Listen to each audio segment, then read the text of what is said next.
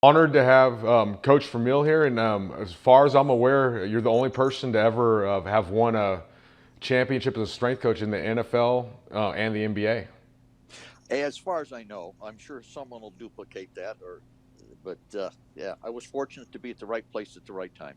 You also did a little bit in the Major League Baseball too, huh? Yeah, I worked for the White Sox for a couple of years. That was interesting, it's kind of really interesting to bring that up because recently I live here in the Cincinnati area, and my daughter played tennis, and the great George Foster, who was part of the Red Machine, was there. They got talking, and he's given my grandson hitting lessons, and he came to the White Sox when I was there. Oh wow, okay, cool. So So yeah, how'd you? baseball. Go ahead. No, I want to hear more. Go ahead. That was it. Just interesting watching him teach because he teaches the style like when he played. And it was interesting. I said, "Do you go to any teams to help anymore?" He said, "No." The guy said it was easier to hit when we played. I said, "Yeah, the mount. Oh, you mean when those guys would throw at you and knock you down? Because you watch them today. I was watching them World Series a couple years ago when the Cubs were playing, Uh huh. and I couldn't believe the inside pitches. Guys weren't backing away from. Well, they know they can't throw at you anymore. Because Yeah, I remember at the White Sox that happened, and definitely. it wasn't by accident. So how'd you get into strength? How'd you get into it? Because it's kind of a pioneering field at the time you first got in. Well, if the viewers, you can tell I'm not used to using these things. Well, basically, I lifted weights starting in 1960 to play football, Okay. and when I got through playing college football at Utah State, first job I took, the guy said, "Well, you lift your weights. Why don't you run our off-season program at Casa Roble High School?" So I did that, and And what year was that? that was 1968. So that's real cutting edge back then, huh? Like no Yeah, high and schools probably did that. and then I went to Kansas State 69, 70 to get my master's. Came back 3 more years and coached at Casa Roble. It was outside of Sacramento Okay. in Orangevale, and then I went to Moreau High School, and I ran my own off-season program. There were no performance centers. We all took care of it ourselves, and being a high school track and field athlete was a big advantage because I wasn't opposed to asking people out of my sport what to do. And Don Chu was at Cal State Hayward, which was right up the hill from us. So that's how we got Yeah. into the plyometrics.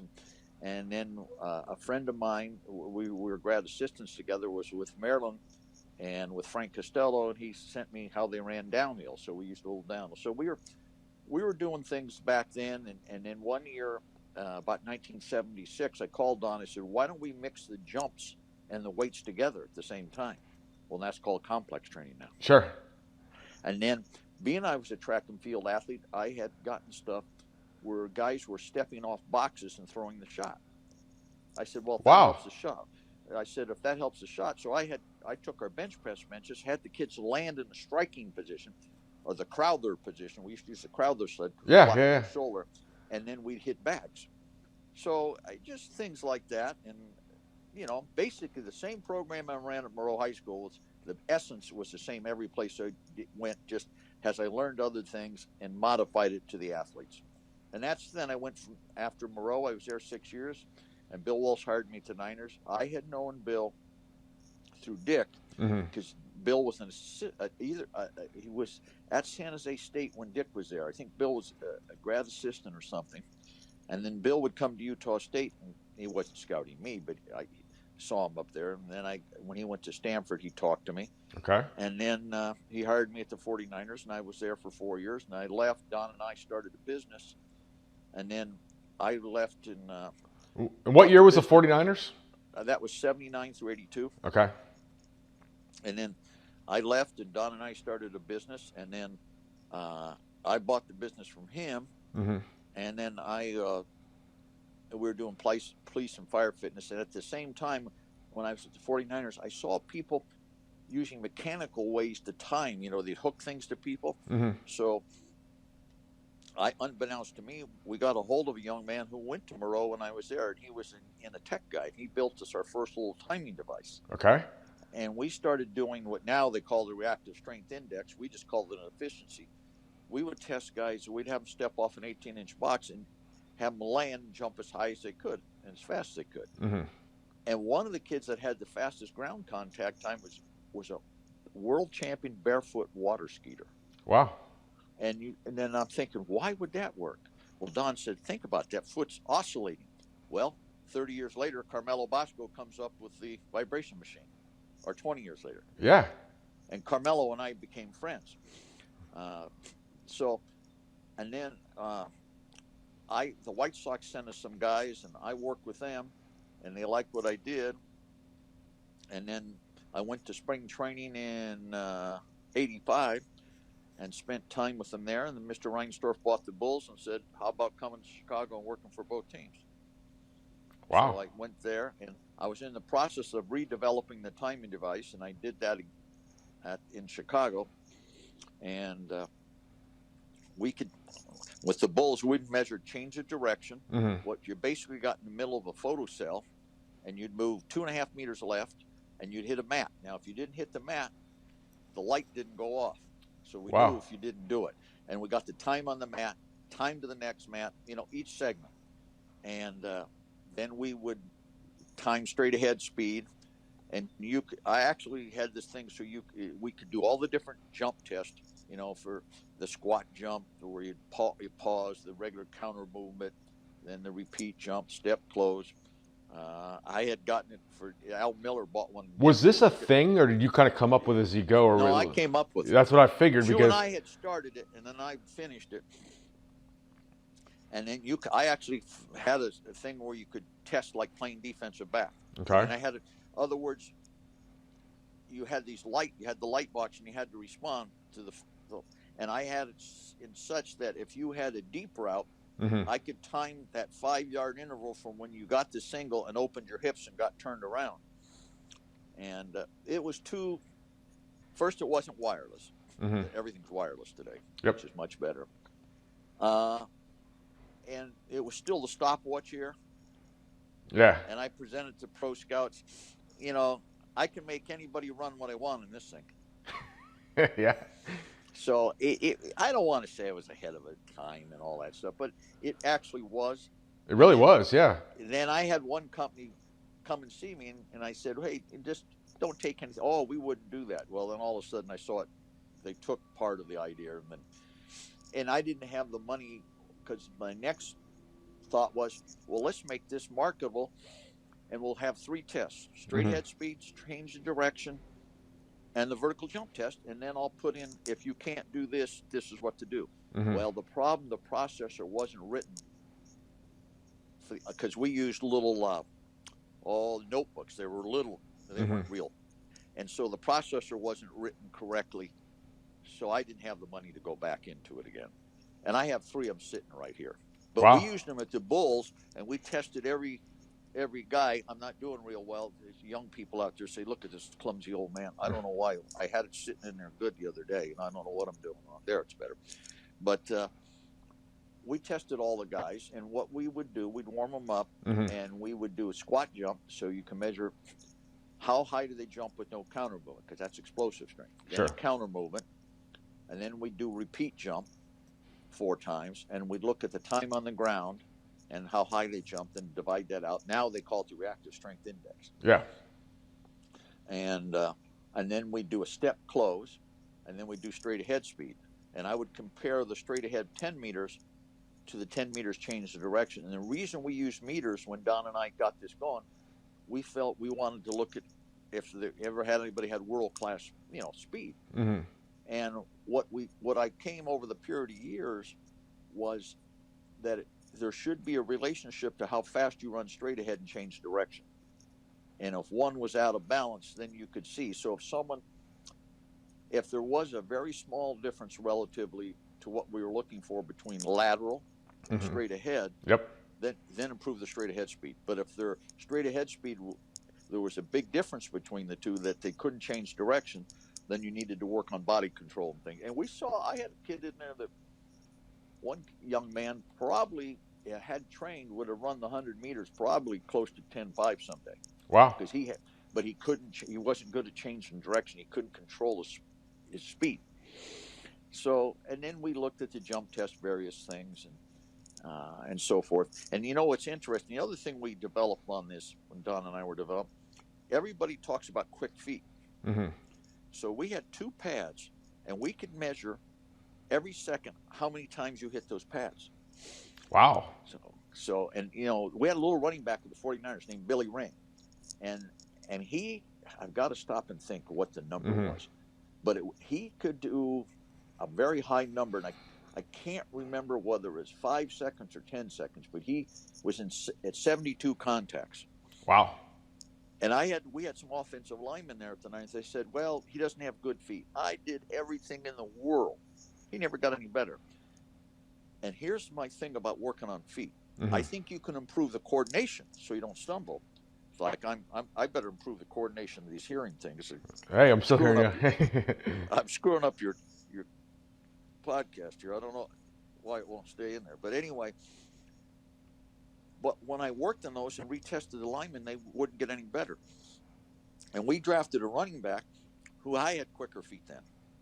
Okay. And what was interesting is if you look at the time your foot is on the ground, it is so short. And the thing coaches got to remember, the shorter the time to execute the athletic skill or the training exercise or method, the more it depends on genetics. We all know we can improve strength because it's slower. We all know then as you go up, well, you can improve Olympic lifting, but that becomes more genetic. Plyometrics, genetics, speed, genetics. So, trying to make someone's feet quicker, you're probably not. I wasn't able to measure any improvement with anybody, and I did it at the Bulls. Never did. Okay. But I think you can improve their coordination so they don't stumble. The other thing with foot quickness, I think if you were going to improve it, I think we may be going about it the wrong way. One of the things we did a little observation, let's call it, on using the Cybex Don and I did. We found the hip flexors correlated, hip flexor strength correlated, which makes sense. But the other thing is, I think, is doing ankle jumps. Okay. Because you're reacting to the ground. But anyway, this thing, and eventually I made it so it had a scheduler. You could schedule football practice.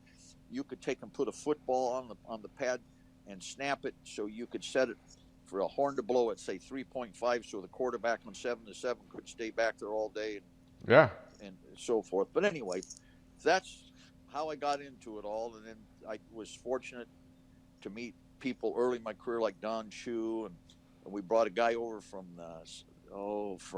San Francisco, Jimmy Schmidt from the Sports Palace, helped me with Olympic lifting. Then we brought Russ Nip, the world record holder in the press at one time, up. Then I was the 49ers. I brought different people in. And then at the Bulls, I brought Carmelo in, Hawkinson, Victor Lopez was a good track coach out of Rice. Dragomir Sorosian, Yuri Vardanian. I mean, wow. I brought in. Well, we spent more money every year on trying to get better knowledge than equipment. Once we got our equipment set, we brought Satorsky in, and he was interesting because Satorsky walks in, and if young people haven't read his book, Scientific Principles of Training, I believe it's called. Yes. That's one of the best books ever written. And the interesting thing is, I went and read it. I had some questions. I picked it up about 5 or 6 years later. Okay, I understand what he's talking about. And I'll reread it. And based on my experiences, every time I read it, I have a clearer understanding. So one of the things you have to do is read something, put it down a few years, and go back and read it again. You'll be surprised what you'll learn because of training. You'll have a better understanding of what your question was. But we brought Satorsky in, and he looked around. He said, "This is the first training hall I've been in." He was at Penn State with all the novice crap, pardon the expression. But that's pretty popular back then, though, huh? Oh yeah, they were always saying it was better, and one set of 10 to failure. I always told people, if you're training to fail, you're training to failure. Yeah. If you're training to failure, and we had a debate in a program, in an NFL program between me and Nautilus, and move slow. And I always said, good, take a sprinter, have them go run the mile for a month, and then go run the 100 meters. Yeah. Go take your guys to run the 40. My thing I always said, if you want to be fast, train fast. You want to be explosive, you got to train explosive. It's Definitely. Just neurological adaptation. I think that thing did more harm, and I'll just state it. I don't care who I upset. All that crap did more harm to strength and conditioning. It's just, if someone asked me, what would you do with them? I said, if I had a boat, they'd be good for an anchor. That was, you know, It's it, almost like a religion, though, huh? oh, yeah. It was a cult thing Arthur because they Jones is didn't, like God, and then he's got these disciples that he sends out to convert yeah, and they everybody. didn't, and not only the practicality, but the science proved it wasn't Yeah, right. No one's definitely. using that stuff today. Not at least if they have half a brain. I don't know. There may be some morons on out there using it, but I don't think anybody. I wouldn't think so, but I guess you never know. yeah. But so anyway, just bringing all those people in because I always realized I didn't know enough. Hmm. You know, I always believe being the sum of many is better than being the sum of one. Sure. And I would advise coaches if you're in that situation where you can get that kind of money and bring people in because you just a different insight. I remember I brought Charles Poliquin in. He was looking at one of my guys doing something and he made a comment. I said, geez, I've looked at it so long. And he was the best guy, and Hmm. I didn't notice it. We brought Charlie Francis in a lot, the great sprint Oh, coach. definitely. Oh, and he, I hear people make critical comments about him. Why would anybody listen to him? Or why, if you spent time with him and you didn't learn anything, you either were not paying attention or you weren't very smart. And everybody will relate to the problem. And so, well, years later, they found out basically everybody there, you know, even the do-gooders to say they weren't. You know, There's a there good book was. on that called Speed Trap, if Yeah, anybody's interested. I know it. I had an Yeah. autographed copy. But my point being is there was much more to the man than that, Yeah. and he really knew what he was doing. And I really, he stayed at the house. I mean, he worked with the Bulls players. What was some of the So, things you learned from him that was pretty? well, it's obviously the recovery factor, arms control legs. Now, Hmm. sports scientists don't agree, but I always go with the guy that got the results. Sure. And if you don't think so, take and go out and walk fast and swing your arms long, then shorten your arms and see what happens to your feet and your stride. The other thing is if you're doing ins and outs, or they call them floating sprints, Hmm. and you want to go faster, move your arms faster. Don't try to move your legs faster. So he always believed that. I have a whole bunch of things that I had gotten from him just over time. How to do the drills correctly, what you're looking for. Uh, One of the things little things like this. Let's say let's put it in the weight terms. Hmm. Let's say you have a guy come in and do a brand new max he's never done before. Hmm. Don't let him try to do any more that day because it's the next rep where they're going to get hurt or the next workout. So a guy comes in and benches 300 or cleans 200 or whatever it may Hmm. be. Well, then, and you're an athlete. Oh, the next workout, boy, I'm going to go 210. Yeah. Or I'm going to run. I ran 4.8. I'm going to run 4.75. No, because they're going to end up getting hurt because they're going to try too hard. What he made me realize, a max is a one-time thing you did in your life. That's not an average. Sure. That's not. The other thing he always talked about, once you have good form and technique, if you're not sprinting at 95% of your best, you're not increasing speed. And Carmelo Bosco, and I've just read a lot of other research, if you're working power, if you're not working at 90% of your maximum power, you're not working power. So those are high neurological things, and you're going to be very tired. And if you have someone that can run really, really fast, you need 48 hours between that and the next work. And there was just a ton of things that when you were around him, I have a whole list. And when I'm training, I'll think, oh, there's one. So What he go ahead. the recovery stuff? I don't want to interrupt you, but I Oh want to yeah. hear Well, about this. Like what? his big thing is if you have a real high intensity training day. Hmm. I mean, really getting after it. He believed it took 48 hours. Now he's talking about world class sprinters. But if you got some of these kids in college today, they're getting pretty damn, they're moving. Yeah. Uh, then he believed it took 48 hours. So he would go the next day, he would do a lot of medicine ball throws, just sub-maximal, not maximal. And then he would run what he would call tempo, and he had Tempo three or runs. Yeah. four. Yeah. But you never ran faster than 75% of what you could run for that distance. And his theory is really good. Running speed between 75 and 95%, it's too slow to be speed work. You could go 90% on that, and too fast to recover. So the old days when we do speed work or intense work on Monday and then go out and run intervals, well, if you're running at 85, 80%, it's not fast enough to be speed and not fast enough to be recovery. So he would do volumes of the tempo work to flush the system out, and that as you start to peak, that really works good.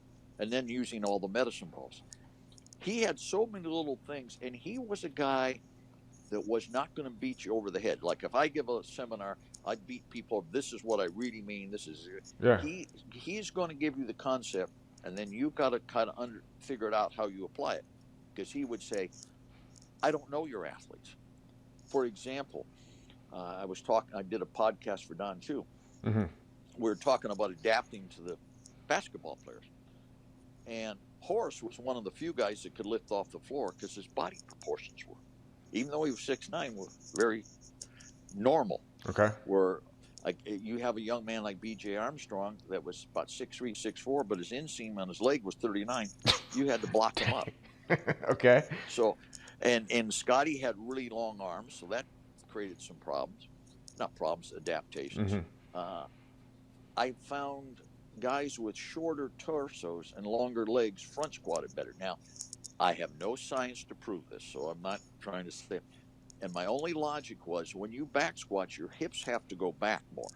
Definitely. Well, if the upper lever is shorter, it's going to have to bend at a greater ratio and get too far over the bar. Mm-hmm. Now, I could be really wrong. So I found front squatting for them was better. It kept them more, obviously front squat, you're more upright, but it just looked better. Mm-hmm. Then the other thing I found for some of the taller guys, like Stacey King was very good at doing power snatches, but with a split. Okay. And he was a tall kid, and it was just easier for the tall kids to split their feet. And he did it really well. So, each guy you adapted to. Will Purdue, we adapted. Will had very long, he had 110-inch reach. Well, the basket's only 120. And if you take your hand and bend it over, mm-hmm. that's really where you should measure the reach. So he had to jump about 16, 17 inches to put the ball in the hoop. Well, he already had a 21-inch vertical jump. So we thought it better to get quick in that 21-inch race. It's one thing to improve their jumping ability, which is important. Yep. But how fast they can do it. So to improve his efficiency, we would do push presses with a smaller amplitude of the dip.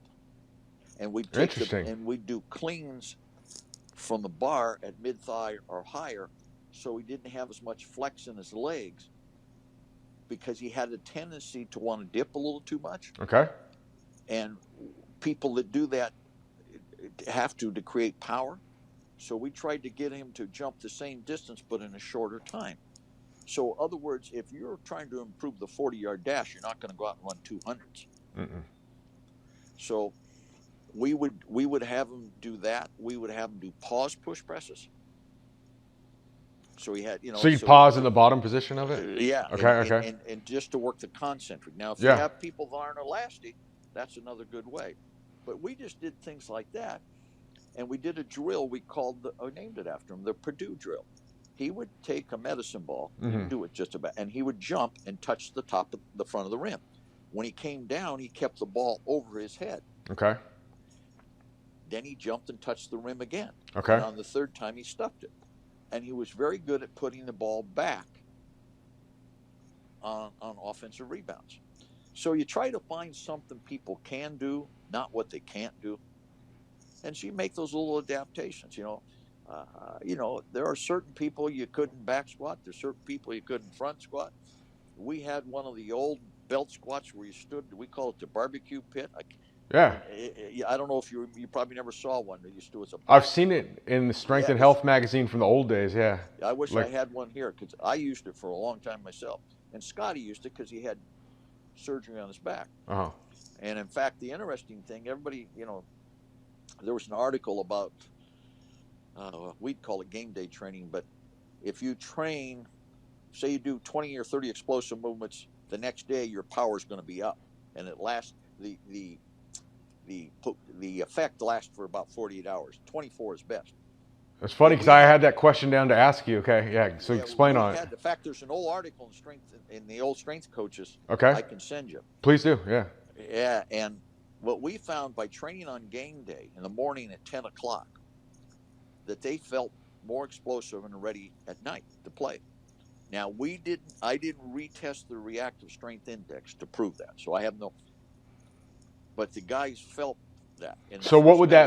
that early morning work with that morning workout? What would that Well, consist? we would test them in the jumps, and we would do somewhere between 20 to 30 reps, high Okay. intensity. We'd probably do an explosive movement. At least we'd probably do some type of clean snatch, push press, maybe a pull, maybe a few squats. And one of the ways we use that, coach, too, is let's say you played a game on Tuesday, Wednesday. So why train them on Wednesday, on Thursday? They're dead tired. Mm-hmm. So we'd use that as a training day, and they'd be recovered, and they'd get a better work. And I'd test their jumping. And the second day after the jumping was always better. It was interesting. Interesting. And the first guy that put me onto that was Dave Corzine, and that's who's in the article. Okay. Dave came to me and said, Al, I want to lift on game day. I want to tighten up. And I'm going, I didn't get what he was feeling. So we kind of went in the back room and no one was looking and did that. And then Horace bought into it, then Paxson, and all the guys did. And they would tell me that when they'd go to the stadium, they felt more ready to play. And the other reason I did it was, like I said, I could see no sense training on the back end after playing back-to-back games. So we used that, and Kenny Contour came, and we were just starting to get into this in 1988, Mm-hmm. and he did an article on it. But and now the reactive strength index, the thing I would do now is test that in the morning, and then test it before they play or do something. But because they say it's 24 hours, but our guys in an 8-hour period said they felt a definite pop, and we'd jump up on boxes or do anything. It depended where they were and how they felt during the season. But that's game day, and where I really started that was with the 49ers. I talked to a track coach. In fact, I was just reading one of his articles, George Dunn. Okay. He did that with his throwers. He was a high school coach, and I was the Niners and called him. The guy said was shocked. I said, "Hey, I can learn something. Well, it doesn't matter what level you're at. It's all relative." So I would have guys start to lift the day before a game, and Billy Ring would do in-depth jumps in the morning of a game. Okay. But you're just getting some nervous system stimulus. Yeah. And when you play 82 basketball game, it's kind of becomes, it's a grind. So that's why we did that, and at the Bulls. Let me ask you about you mentioned before about the tempo runs. What about I have not heard as much about the recovery medicine ball submaximal throws. Oh, they're just great overall body, and to use the coin word today, they're working on the core. I call the core the new horror park expression. Hope I don't offend. No, you're fine. That's another topic. I'll sidetrack here for a second. Yeah, that's gonna be another one. What kind of trends do you think are kind of not going the right way? Everybody thinks like the core it's brand new, like we never had a core before. Every time you do anything, you use your core. Squat, jump, sprint, run. Those exercises, again, here's one of my things. If you want to know something, go to the originator. Don't go to the impersonators. Amen I went to to that. the Australians. I've sat in on Paul Hodgett's lecture. I've spent 100 hours with Mark Comerford. I've spent time with Michael Sacklock on nerve glides and all that stuff. I've spent a lot of hours with manual therapists and other, like Rob Panarella, PTs. Mm-hmm. And that core training was for people that had a back injury. And your TA is going to work unless you're dead. It's when it works. It's a timing issue. You have to, if you've had a back injury, you've got to reset the timing. It's not a matter of strength. And Mark Comfort told me a great story. He tested a guy's TA, and the guy fell down the stairs. He said, "It hurt my back." He said, "Come over the next day," and he'd lost the timing. And there was a couple guys in Australia that tried to hypertrophy that thing, and it didn't work. So you've got all these people. I'll give you this example, Coach. You have an athlete come to you and can't run fast. Mm-hmm. Well, what's your diagnosis? What is it? Well, he can't run fast. Let's go do some more sprints. No. What's your strength? What can you squat? Well, he's not very strong. Or you could go use the jumps. His squat jump is not very good. His counter movement jump. So you could say his counter movement jump is good, but his squat jump, he needs strength. Well, what's his standing long jump? Pretty good. So let's say he has standing long jump of 8 feet. Mm-hmm. So he's got a pretty good start. But he does 5 of them, and he only does 35 feet. He can't repeat the motion. He doesn't have good cyclical, which one repetition is acyclical. Okay, he can't repeat it. It's either a muscular coordination or he's not very elastic. So these people are throwing core exercises out. It's like going to the doctor. It's like throwing spaghetti on the wall and hope it sticks. I mean, and giving you 10 different pills and hope they work. They don't understand that there's intrinsic, the TA, the multifidus, and then you have low level. Mm-hmm. In other words, if your back bothers you walking, standing, or sitting, but you can do high load work like working out, then doing high load work isn't going to correct a low load problem. Again, if you can accelerate the first 10 yards, but the second phase of acceleration you can't, what you're doing at 10 isn't going to help the other. So there's specific things, and it was all designed for people that had back pain. And what it became is a cottage industry, and they bastardized it. I mean, and now, we got to work our core. Did you just squat, clean, jump, sprint? Yeah. Has the guy got a back problem? No. Then what are you spending 20 minutes down here on the floor doing all that other stuff? The Turkish, I'm going to offend some people. If I ever had a strength coach do a Turkish get up, he'd be getting up out of my program because I'd kick him right in the ass. Why do you want to teach someone to be strong laying on their back? In football, or in wrestling, that's a bad position. Now, they'll tell you it works their core. It's not the same as standing. Yeah, no, definitely. And there was a gentleman, Dr. Nesser, in one of it's either Southwest Missouri. He did a study comparing the core, the back squat, push press, and the plank. Mm-hmm. And the squat was much better because what it does, it allowed you to transfer the power from not only the legs but through the core to the push press. You think about it.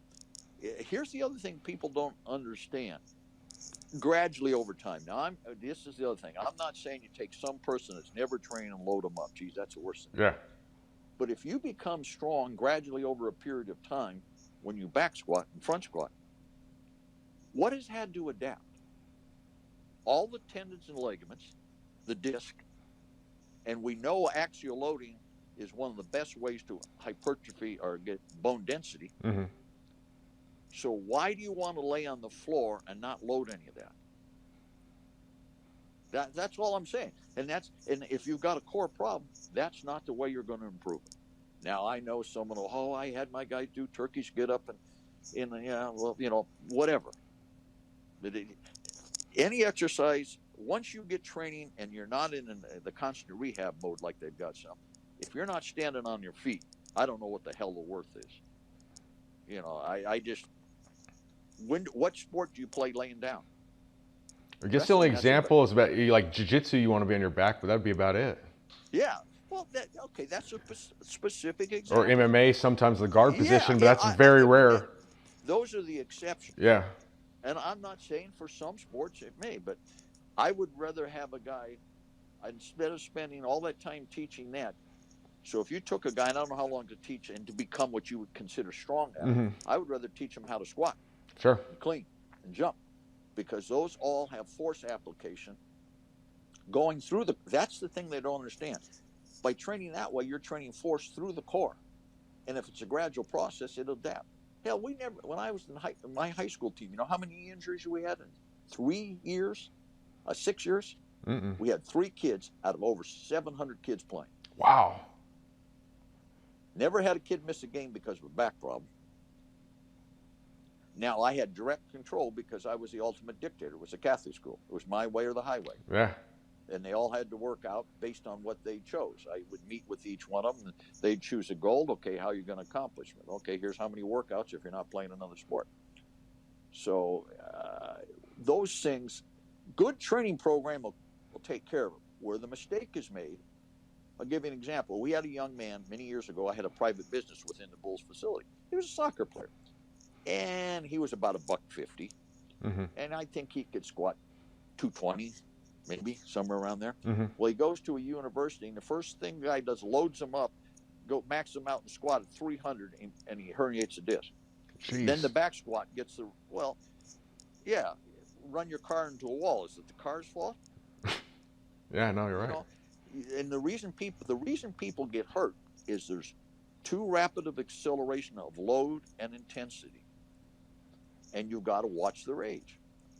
And you'll go in to watch guys training, and the kids, oh, you look at he's squatting X or cleaning X, and the technique is so. I've seen people squat and their bodies are shaking, the bar shifting. And I'm saying, oh my God.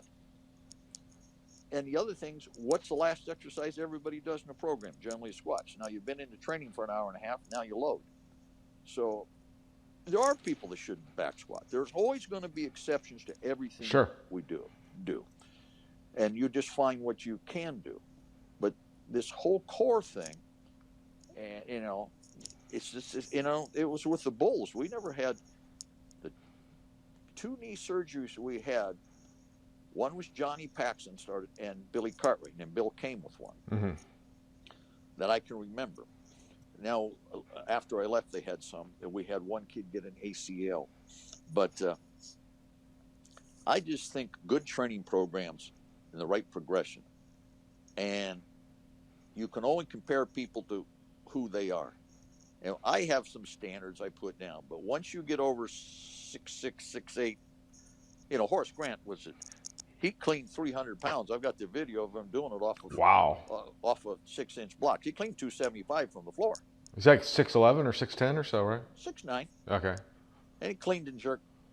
I think he cleaned and jerked at least 120. Okay. I've got video of him doing 110. But he was the exception. But he didn't do it the first day in the weight room. Sure.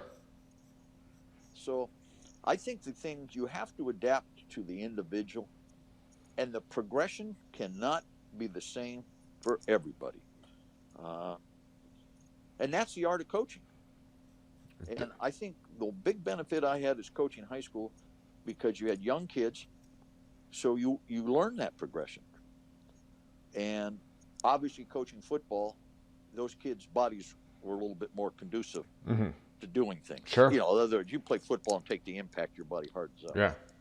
But what people want to do is remove the load. And I know the single leg squat is very popular. Nothing wrong with it. I don't care for the raised elevated one, because if you look at it, you're torquing your back in one direction. In other words, the up leg, the leg that's up on that back thing, is already anterior rotated. Now you're going down, and it doesn't have room to move. You got to be a little careful of that. And I know the guy Spazoff stayed with me. Okay. Angel stayed with me. I was here and that's not a new exercise. It's nothing wrong with single leg training, but it's what I tell people. If you're playing especially contact sport, and that happens in most sports, if you're 200, how much do you weigh? Me, I'm like 250. Okay, you're 250. You can back squat 500, let's say. I've got two of you, twins. Mm-hmm. And your twin brother can single leg squat 150. Okay. Now I switch the training around. Who is going to adapt fastest? I will. Yeah, because what? You had 500 pounds. How Yeah. strong was your spine? Much stronger. Thank you. And if you impact someone in an impact sport like hockey, football, or wrestling, your body, people ask me, said, at 5'8.5", 195 pounds, how'd you play 30 straight games in college at Utah State? We played Nebraska. I said, because my body had the strength. And when they did x-rays of my the spine, the guys were shocked. He said, your joints were bigger than a 300-pound man. Wow. So there are relatively. So Now, not everybody could squat 500. That's fine. And the way I use single leg training, Hmm. I can't do it anymore. I tell you, that's another story because of my right knee. Because I was a kicker and a shot putter, it's got some problems. If I do anything single leg anymore, it really irritates it. But when I could do single leg training, I found doing it after double leg or bilateral worked great because you've already warmed up the motor Sure. units and you've had some load. What I do for my knee, my leg is I get on a box Hmm. and I step backwards and I just do eccentrically. And if the knee feels good, I'll come back. Dragon Okay. for Sorojan, heck of a guy, came in and he got on one of our big 32-inch boxes and he would go all the way down. His foot couldn't touch and come back up. Did a set of 10. He said, "Hey, Horace, try that."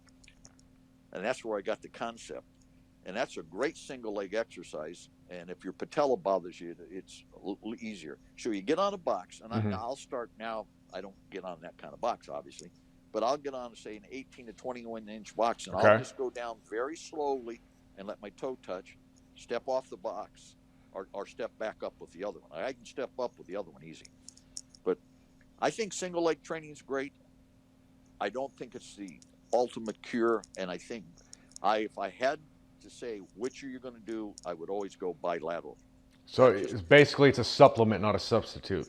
yeah, and I mean, and I'm not saying it's bad, and I'm not saying the people that are promoting it are wrong. Hmm. I don't like criticizing other people. I just think you have to have a broader approach, and and if you look at most cuts made, they're off two legs. Sure. So and what are most tests when you read research? What do they compare to? The back squat. Sure. So I just think the other thing, if you're in an impact sport, like if you had a twin, Hmm. if you hit someone, you're not going to cave up. You're not going to fold up. Sure. Talking about twin, Horace's brother Harvey was an identical twin, and I have the stats between the two Was different he in the careers. NBA too? Yeah, they're Okay. identical twins. Okay. I didn't know his brother. Okay. Yeah, I'll send you a stats Please do. Yeah. between the two, and one who trained all the time Okay. and one didn't. It was very interesting. But anyway, I think I went over the core thing, and I'm not against core training, but have some core tests to validate why you're doing it. In other words, we're talking about you squatting. If you came to me and you could squat 500, Hmm. would I spend the next 6 months getting you to squat 525? No, I just make sure you. And you said, "Boy, I can clean 320. What are you running the 40?" Well, about 4.9. Well, we better get to looking at analyzing why you're not running that a little better or something. Sure. So again,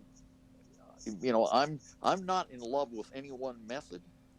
I think it's just like medicine. You've got to prescribe the right uh, medicine at the right time for that person. And that's just you know. And young kids, they're going to get better doing anything.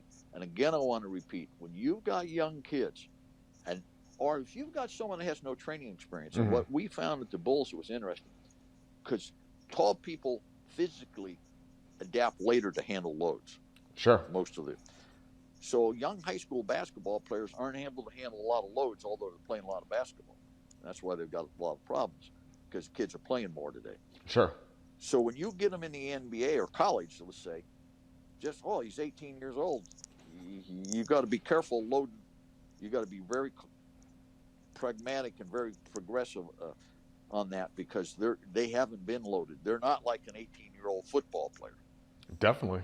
So, you know, all I'm trying to tell people is just use your good common sense. Mark Twain said, common sense isn't very common, Yeah.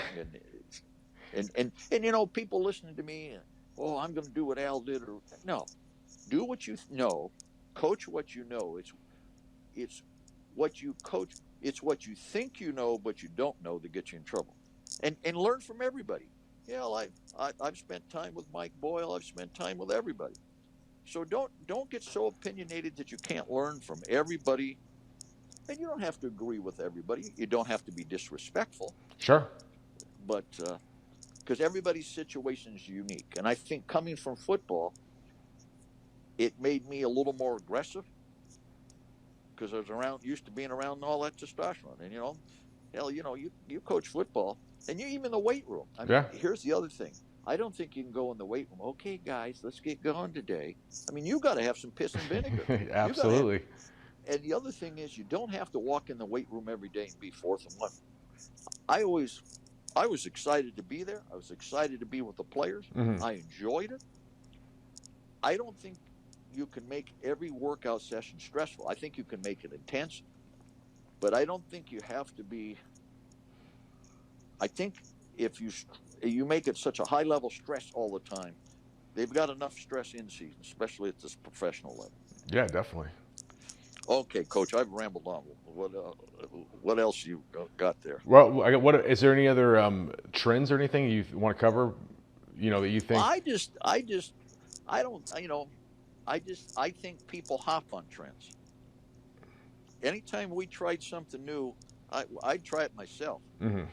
When we first started doing plyometrics, I got up and jumped, and and then I went to the people that knew something about it.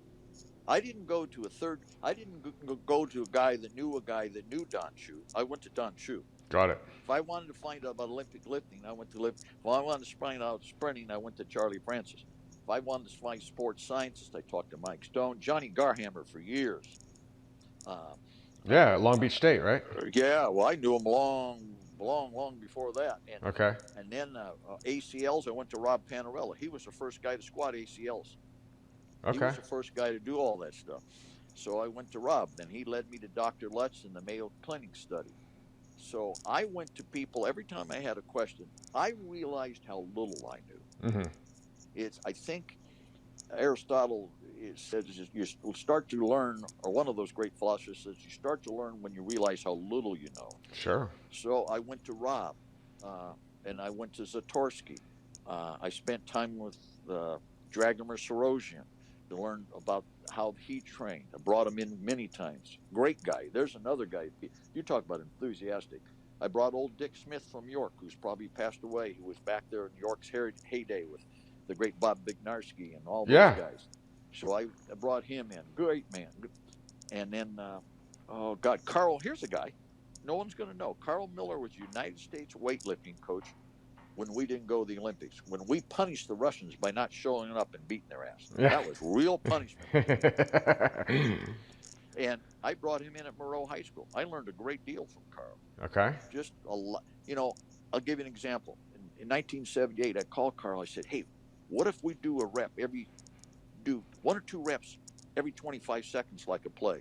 And as a young coach, you're all enthused, and someone takes a pin and pops your bubble. He Sure. said, Al, that was in Perry Rader's Iron Man magazine about 1952 or 3. It's called Cluster Training. He sent me a whole thing. So we started using cluster training back in the late 70s. There's nothing new out there. The only thing that's new is, I'm talking to the audience. The only thing that's new, if you're inexperienced, there's nothing new. You just haven't learned it yet. Sure. And as Bob Baleo said, tell me what you call it, and I'll tell you what. You tell me what it is, and I'll tell you what we used to call it. Yeah. What's new is the sports science. I've been reading some really great stuff. I'm always interested in speed. If you can improve someone's speed, you can learn the rest of it. But and how they're looking at jumps and how they compare to certain number of strides in a race and things like that. There's a lot of good research out there. So I just, my assistant for many years was Eric Killen, who's now the head of everything at Wisconsin, did a great job for me. Mm-hmm. We just kept trying to get people. Every time we had a question, I'd get on the phone and call someone. Yeah.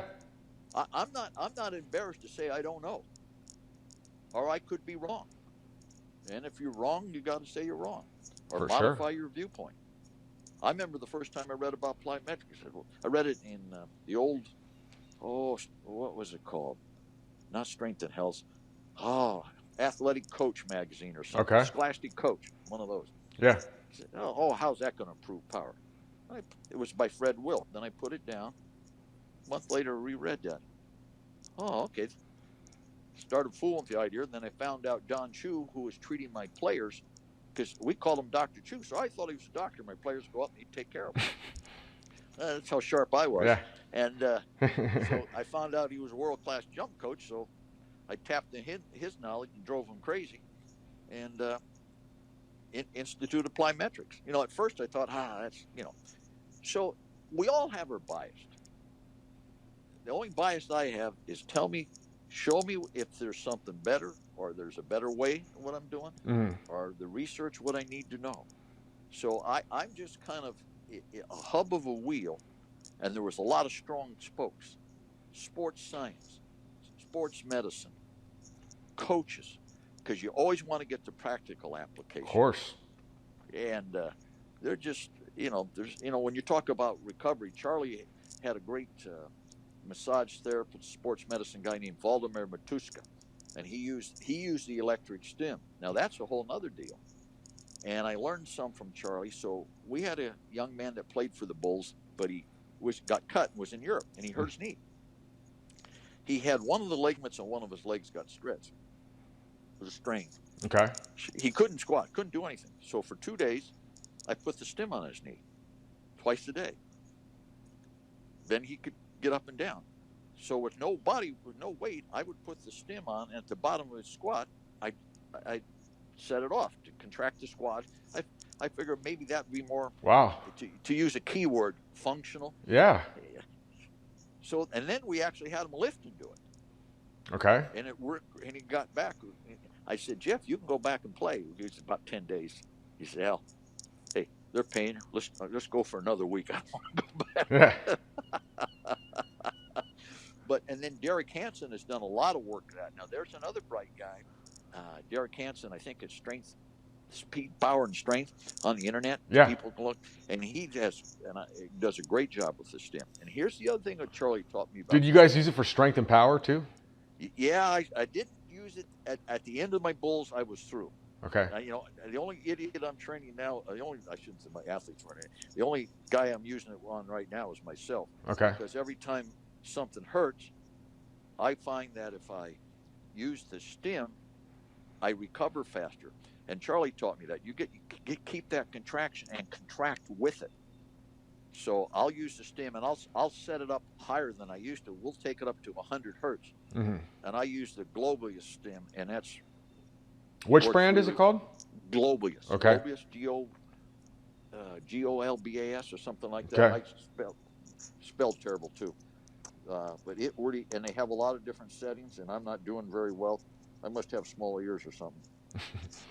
Or maybe it's subliminal. People are tired of listening to me. They said, get No, off. I think this is good stuff. It's very interesting. But anyway, I use the stem, Mm-hmm. and I use it now.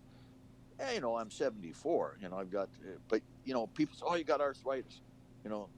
First thing people want to do is stop training. Worst thing you can do. You got to find a way. If it's leg press, whatever it is, step ups, find a way to keep that strength in that quad. Yeah. Once so what I'll do at night, I'll strengthen it for the set of 10, and then I'll either do some step ups with it on, or just body weight squats. Okay. And here's the key thing Derek gave me, and I cross-reference it with Mark Comerford. Now there's a genius in himself.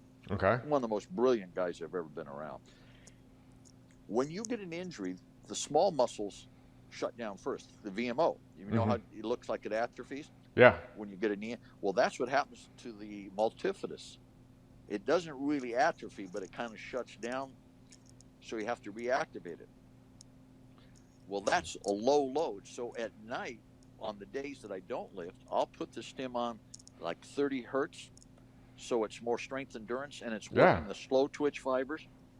So that really helps that. So by working high and load and using Charlie's theory, high intensity one day, low intensity the next. Yeah. So this muscle stim, and I went to Charlie's funeral, Rob Panarella, and there was a young lady that spoke to how she had gotten hurt, and all she could do was use the stim, and for a month, and she went out and ran one of her very best. Wow. And Charlie told me another great story, and you can use this in training. Okay. We call them maintenance sprints.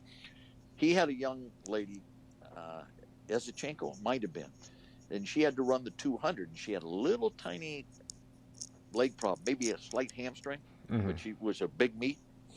So they went out and kind of put a mark, and he said, when you hit this mark, don't try to accelerate any faster. And she ran a real good time.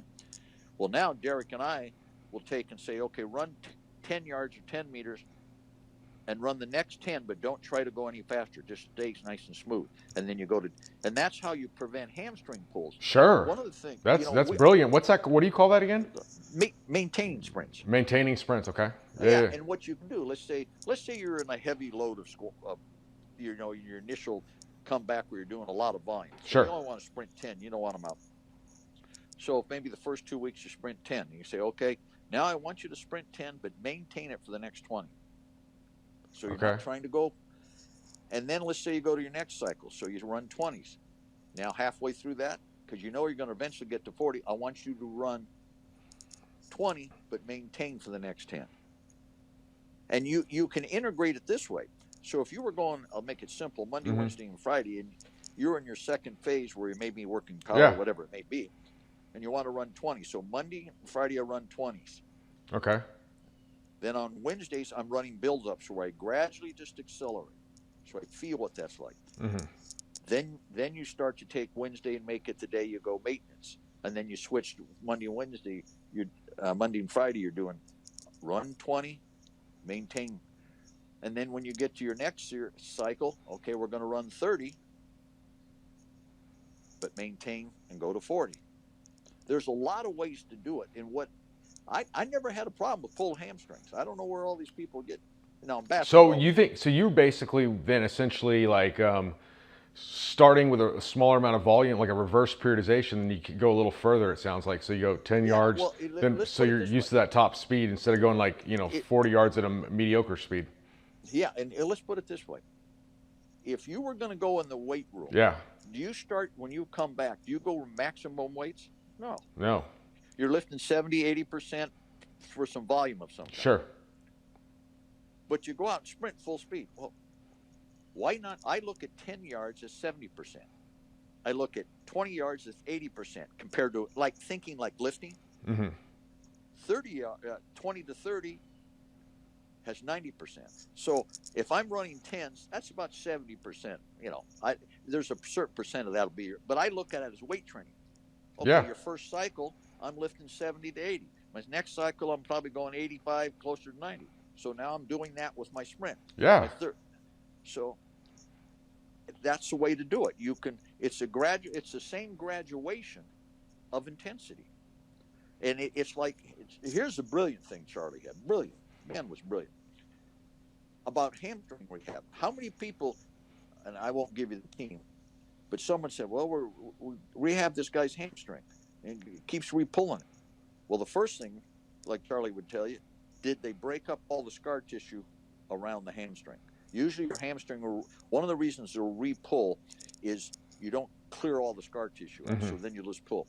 Number two, there's a neurological component, because when you really hurt a hamstring, there's a nerve, it's a nerve glide. Yeah. And an easy way to think of nerve glides is you have a pipe that water runs through it. And let's say an old pipe that gets rusty, not the plastic stuff. Well, as it gets rusty and rust informs, the water doesn't flow through as good.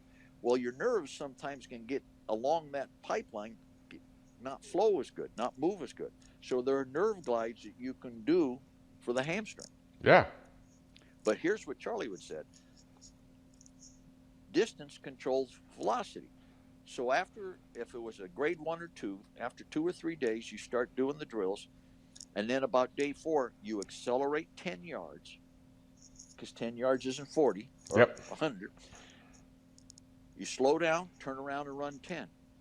So you'll do a set of 10 of those, rest 3 minutes, and do another set, and work up every other day for a period of time where you can do. He would get up to 1,000 yards of that, and if you ever have done that, it is a lot of work. Yeah, big time. But if you work up to say 500 to 700 yards of that. Okay.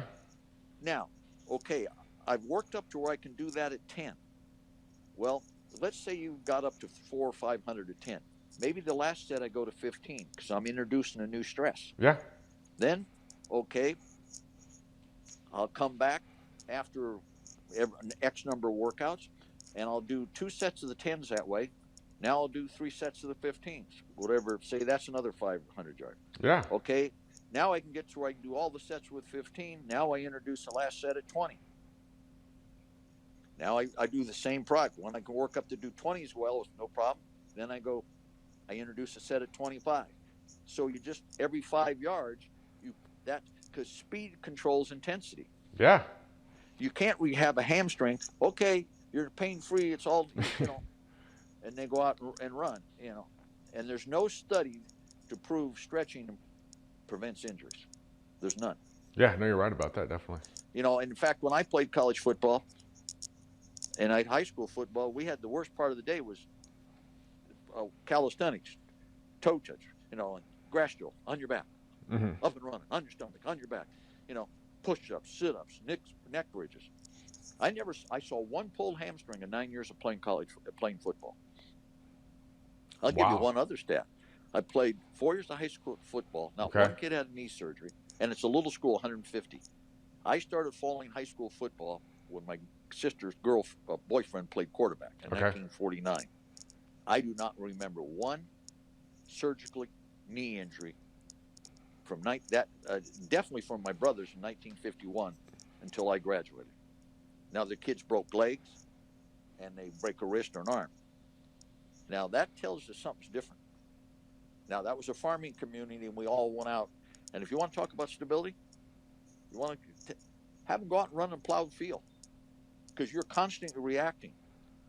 Because when you have to react to an unknown stimulus, is twice the stress on the knee as a known stimulus. So that all of us were kids who ran down creek beds, ran in plowed fields. So a lot better condition, huh? Yeah, it was nature. Yeah. And that's one thing the Russians. I mean, we didn't think that was just being a kid living in the country. Yeah. And we all had guns, but we didn't shoot each other either. I don't. We all went hunting. But if you think about walking on a creek bed, yeah, running in the plowed field. Okay. There was a game called stoop tag, and to not be tagged, to not be whatever it was, you had to be able to get in a squat. We all could squat. You didn't have to teach people how. We jumped out of trees because we'd pretend we watched all those World War II movies and the fighter pilots and the bomber pilots, so we would be jumping out of these trees. Well, I went back and looked at the tree I jumped. I was landing from 4 feet down. Yeah. What's that called? An in-depth landing. It was just being a kid. So all the joints were all that stuff was developed, and this. There are certain developmental periods you get, and you can't make them up. Sure. You can't. And so all that youth, and when I went to school, we brought our bat and ball when it was baseball season, basketball, football. Now the kids can't bring anything to the playgrounds, sanitized. But so I really, it's interesting for all the training we're doing. It's like single leg training was going to be the thing that prevents injuries. No, it has. They're still getting just as many injuries. So, a lot of that has to do with the turf. I'd be interested to know if there'd be any research on these injury rates. Yeah, well, and you always got to look who's doing them. Research is everybody has a bias. Yep. And I think the big thing in football, if you go back and look at a pro football or college game in the night, I've got my college games, and the game is entirely different. We played on grass. The cuts you make the day, you can't. Number two, the linemen had to block keeping their hands in. You couldn't hold. So you had a shorter time to throw the ball. Yeah. There was intentional grounding. There was no getting out of the pocket. The quarterback was not treated as an endangered species. As a former defensive player, you salivated when you got a shot on him. And there isn't a guy that played defense that still doesn't. You ask any of those guys. The one guy you want to hit is quarterback. And you could hit the receivers till the ball was in the air. In other words, a guy came across the middle, you just drop him. So there was none of this targeting because you couldn't run those routes. Interesting. And you didn't have as long to throw the ball. And there was the value of running the ball was of greater emphasis. So if you threw 20 times a game, that was a lot. And other words, nowadays you put 4 fast guys out there that are all running 4.5, 4.4 or better, and you got 4 guys defending them. And now you give them all that space to run. You don't think that's going to increase impact? Of course it will, yeah. Go find an old pro football game. Go find one of the old Packer games, or even one of the old Super Bowls pre 1976, and you'll understand why the injury rates increased. What's 1976? Why is that so? Well, in 76, 77, they changed the rules. Okay. That's when they, and it took the whiles for the coaches. You mean when how you had to block? Well, not the blocking state. Yeah. Well, that's when they first started. You couldn't hit the receivers as much. Okay. They allowed you to extend your hands, and then through the years, the rules now you can't hit. The quarterback he can run out of the pocket and throw it. In the old days they couldn't. It was grounding, and the quarterback was live. Now you tell me. You read Johnny Unitas's book. I've read it, and I watched him play in his rookie year at Kezar. I'm old, and I watched him play for the great Colt teams. I saw the great Packer teams and the great Colt teams both play. And Unitas said they had intentional grounding, but they didn't call it. And if you want to look it up, have your listeners go online and look at a picture of Y.A. Tittle, the great 49er quarterback who was playing late in his career for the New York Giants. He's on the goal line with blood running out of his head. That's what happened to quarterbacks. Wow. So you didn't throw 40 times a game. I'm not saying the quarterbacks today aren't great quarterbacks. Don't get me wrong. I'm just saying it's a different game. Well, the NBA is different from when I was there. You can't play defense. What are the differences? Well, they won't let you be as physical. Cartwright in the paint. We had John Sally come to us and said, "You don't know what you lost when you lost Cartwright." I said, "What do you mean, John?" He said, "None of us wanted to go down the middle against Bill. Bill was tough. Yeah. Bill Cartwright's one of the toughest and one of the best guys you'll ever meet. One of the true guys I have utmost respect for is Bill Cartwright. He was one of the big reasons. I mean, he was a coach on the floor. He was just, and he could play with some pain. That's the other thing when people, I should have said this earlier. I've gotten a lot of credit, but if I wasn't with the 49ers and Chicago Bulls, if I wouldn't have been part of those great organizations, I want to use a part, and I'm not saying the top part either, a part, and people, you wouldn't be making this call because if I'd have stayed at Monroe High School, you'd have never known them. That's just being honest. Strength coaches are like caddies. If you caddy for Tiger Woods, people are going to know who you are. Yeah. If you caddy with a guy that won one tournament, no one's going to know who you are. And I think sometimes we as strength coaches got to remain a little humble to remember it's the instrument we're training that makes us look good. It's not our training that necessarily makes us look good. Now, the better the player, the harder it is to screw him up. I'll go back to Horace. He's a guy that had that spark. Yeah. He had the engine. So all you had to do, and a great example for your listeners, if you took a cup of water and you filled it that much up, and like a Gatorade cup, and I dipped it over, that water would run out fast because that nervous system allowed that strength to be used. Absolutely. So all you had to do was fill it up. Now, you didn't want to body build, but if you squatted, pulled, and push pressed, and then we just power snatched, cleaned, and push, jerked, and jerked, very basic. He had it. And people said, "Why didn't you jump?" I said, "He's been doing plyometrics for 8 years. It's called basketball."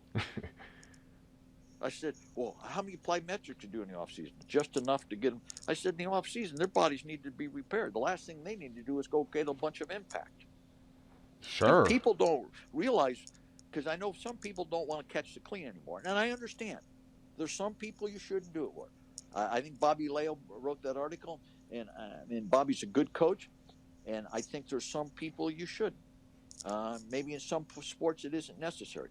But I like to catch because when you catch it, you have to stabilize it and you have to decelerate it and then stand up out of it. Well, if you think of impact, when you catch that clean and snatch and jerk, boom, your body's got to tighten up. Well, that's the same thing it's got to do on jumping and when you land and hit people now. So I like to keep the catch if they can do it. Some people can't, then you don't. Again, if you become too hard and fast, and I look back at some of my early videos with the Bulls, and I never give them to anybody because they're ugly. So I look at a couple of guys. Jesus, what the hell was I thinking? Yeah. I should have just high pulled them. So but again, the only thing I think is you never want to go into your program with I'm never going to do this. I'm never going to do that, because pretty soon you have I'm not doing anything. Go in, evaluate the athlete, and you can have any kind of screen, the movement screen, the Titleist performance screen, whatever you want. Those are all fine. And then training is the best screen. You'll find a guy. I found guys. You ever had a problem? No, I've never had a problem. And all of a sudden, you're training about 3 weeks in. He said, "Oh, this hurts. Oh, is this new? Oh, no, I forgot to tell you. 5 years Sure. ago, I hurt this in a game." So, in training, we'll see. You can have some guys that will train, and all of a sudden they don't adapt well, and they start to fall apart, or everything doesn't look right. So you have to change. They don't handle the stress. And the best tool with I know they got all the GPS and all that out there Yeah. today, which, how I did it, I took a stopwatch when I was the 49ers and found out how long each play lasted. And I did, and how many yards they ran in practice. And the Bulls, I did the same thing off video. But you got to have a feel. It's your eyes and your ears. If they walk into your training facility, whether you're sprint, jump, whatever you're doing with them, and it don't look right, change your program right there. Don't be so, well, this is what I've written, we've got to do it. If you're not making yards off tackle, then you better throw the ball or run around the end or do something else. Sure. So I think listen, look. If it doesn't look right, stop it. Don't let them keep performing. And too many people do that. One day I'll give you an example. I had a young man jumping hurdles. Okay. And I was working, and I heard this noise. I'm thinking, what the hell is so-and-so jumping those hurdles? Yeah. Well, it wasn't. It was an African-American. Well, we assume all African-Americans are elastic, right? That's an assumption made by most people, that they all can jump well. Sure. And this young man didn't do it well. Because I said, go jump the hurdles. He wasn't a big man. So, but what told me was listening to my ears. I didn't go look at it. I didn't have to get on a computer. You don't have time when you're training people. You've got to change and adapt right there. Yeah. And I'll give you an example. When I was a high school coach, we went from 3-a-days to 4-a-days. And so the third day of 4 days, the kids were walking out on the field. Now, we didn't hit a lot, with a lot of technique and so forth. They were walking out in the field, and my great assistant, who's since passed away, Jim Ingram, great man, he followed Bill Walsh at Washington High School, did a great job, and he had taken a leave there for a few years and came to coach for me. Okay. He said, Al, look at the way they're walking. I said, yeah, Jim, they're putting one foot in front of the other. Real brilliant question. Yeah. Young coach, real genius. And he said, and he was about 50-something. He said, look the way they're walking, they're stiff. If we practice today, we're going to get injuries. Took all their pads off, went through everything with no pads, real easy, flushed them out. Rest of the practice the next 3 days that day were fine. Wow. Okay. But we didn't do what we had planned. And it was Jim's ability and his experience. I was 33 years old. I'd been coaching about 10 years. Okay. Yeah, I still didn't know a hell of a lot. I thought I did, but I did after him making that. So that's the other thing. Keep your ears and eyes open. And you can't put everybody in the same. And I know college coaches got a tough job because they've got all these kids in there. But you just got to be careful. You can't put them all. They're not all going to be able to do the same thing, and you got to find a way to do what they can do. And it's like I got back to why we didn't do all the plyometrics with the Bulls. Those guys have been jumping. They just had an 8-month season, playing 82 games, and plus we played the playoffs. We're playing 110 games. Yeah. So, I just and then talking to Don and Rob and the other guys and Charlie, we just thought it was much better not to do a lot of that. Yeah, makes perfect sense. What about your the Vermeil pyramid? Oh, I don't know how I came up with that. I just one day was sitting around and thinking about, well, here's how kind of your training process goes. So I just put that down. I think the first time I actually put it into that Mm-hmm. might have been for a kid we had, a young man we had. I call him kid, Yeah. Brad Sellers. Okay. I had to present a program to our general manager, Got it. but it was just the concept. It comes from football. Yeah. I was an old. We ran the veer. So the Yep. first play we put in was the inside veer. Next play was the outside veer. So everything had a sequence and a progression. And I, that's I think if you follow that to some degree, Mm-hmm. and then again, you don't have to do it like I did, but if you have some progression, okay, kids never train. Body weight circuits, Javork. Oh, there's another great guy, Steve Javork, the old Javork complex. The only thing we did different, if you were real tall, we went 4 reps and everything. Now, Horace did 50 kilos at 6 on Wow. everything. And that's at 6'9", pulling that thing up. He probably could have done more. But I think the old, okay, now I'm with the Bulls. I'd been with the 49ers. You Mm-hmm. think I'd learn.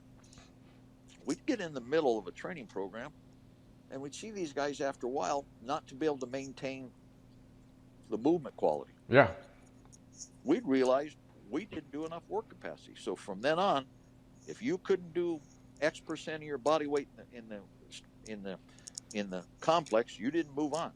People Okay. say, how long did you stay there? Until they got it. Well, what if they didn't get to cleans? What if they didn't get to this? I said, if you don't know basic math, you don't go to algebra. Sure. So again, that all came from coaching high school football, because when I taught kids to tackle, we're a good tackling team. I said, I put them in the position they wanted to end up. It's no different than clean. Put them in the position they want to end up, and can they front squat? Because if they can't front squat, can't put the bar there, you've got a lot of work to do before then. Sure. So we would put the kid in a position, in perfect tackling position. I move them 1 yard apart and then tackle.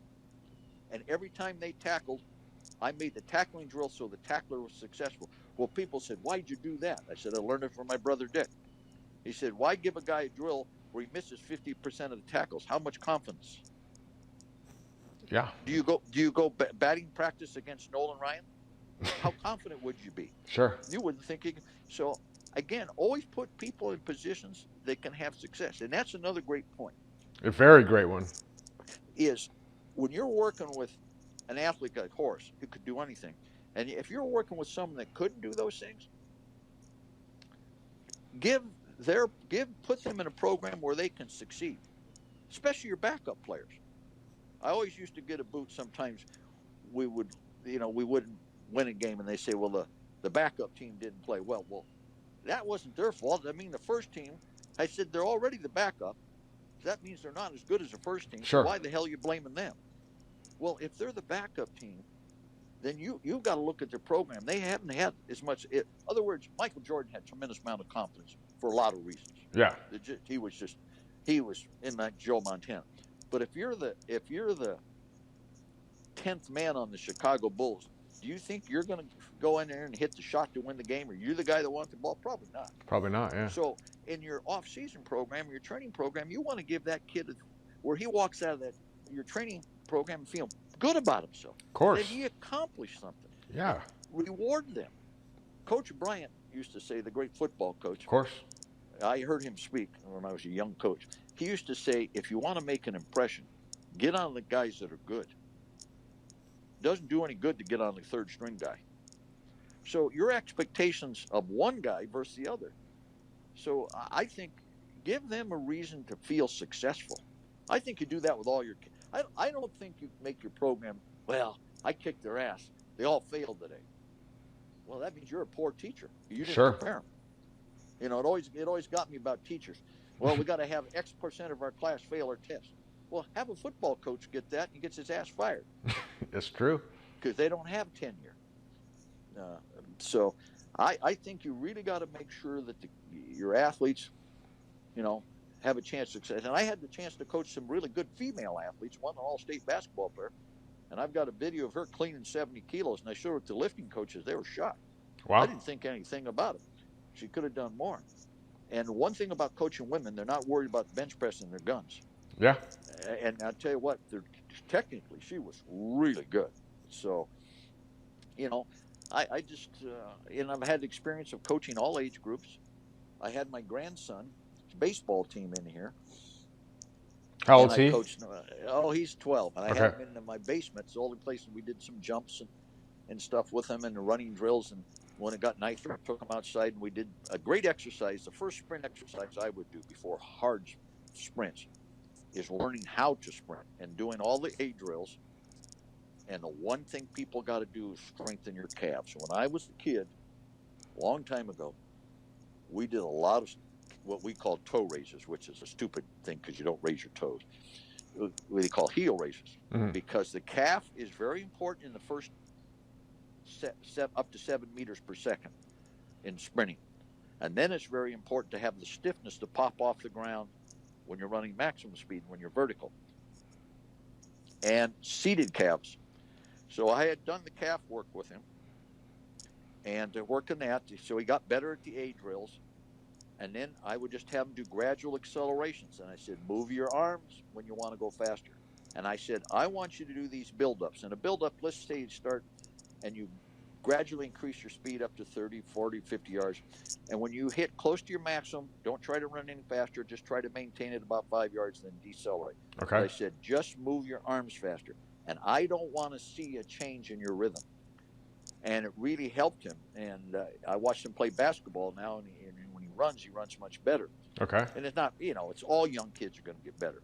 But we would do a thing. I'd have him jump up on a 12-inch box, and then I'd have him step off and land in a very good position. First, I taught him how to land. Okay. What Don Chu would say, drop and freeze. And it could even be a lower box. But I had him land in a position that you're going to make a tackle. And how So old? How old was he doing this? 12. Okay. And what you're looking at is he should land in a position he's ready to do a standing long jump. So I had him do that. Then I'd have him do one standing long jump. Okay. And then I'd have him do, when he got good at that, then I'd have him do one standing long jump, land, Yeah. stick the landing, do another. I had him do 3. So eventually he could do 3 standing long jumps, stick the landing. Then I had him, okay, now you don't have to pause. So we did things like that. And just, and it doesn't have to be 12-inch. It's just enough for they have enough time to have to land in a good position. You Okay. watch, do their knees knock, do their back round, and if the height is too high, you lower it. That's just common sense. But young kids can do a lot. You just can't use intensity. And we had them do standing long jumps uphill. The other drill that's good, but it's pretty intense, is ankle jumps, where you jump and you try to use only your ankle to pop up and down. Okay. And when you see someone that's got that, the rest can be trained as long as their body proportion and frame. That's the other thing we found in the NBA. You'll get some guys like Horace had a great frame, big shoulders, Mm-hmm. but if you get a narrow-shouldered guy, cut high, they never hold the block. In other words, down low, and they're hard to load. They're not going to load as well. Yeah. That's why your aspirations with them has got to be lower. It's just got to be realistic. Interesting. Yeah. Anything else? Well, I think we covered a lot. So yeah. So I was going to ask you, with the calves, what kind of other? So you said the city calf races. Anything else you want to share with people? Oh yeah, one thing we did, and I started doing it back in the '90s with my son because he had shin splints. Okay.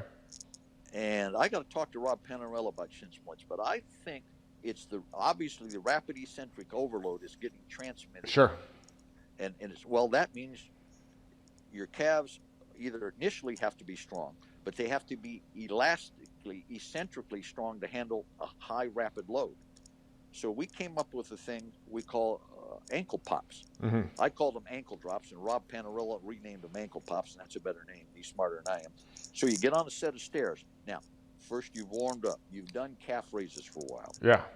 And you warm, and you get up, and you get all the way up in your toe. And Okay. you let as your heel starts to drop, you stop it as fast as you can and pop back up on your toe. So it's like, I can't get a big enough picture. Is the picture full screen with a viewer seeing? No, it won't. So.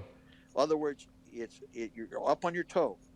Now you've prepared for a month of doing this. Okay. And at first you start them, just go down moderate speed and pop back up. But eventually you go down, pop. You don't let it go all the way down. Interesting.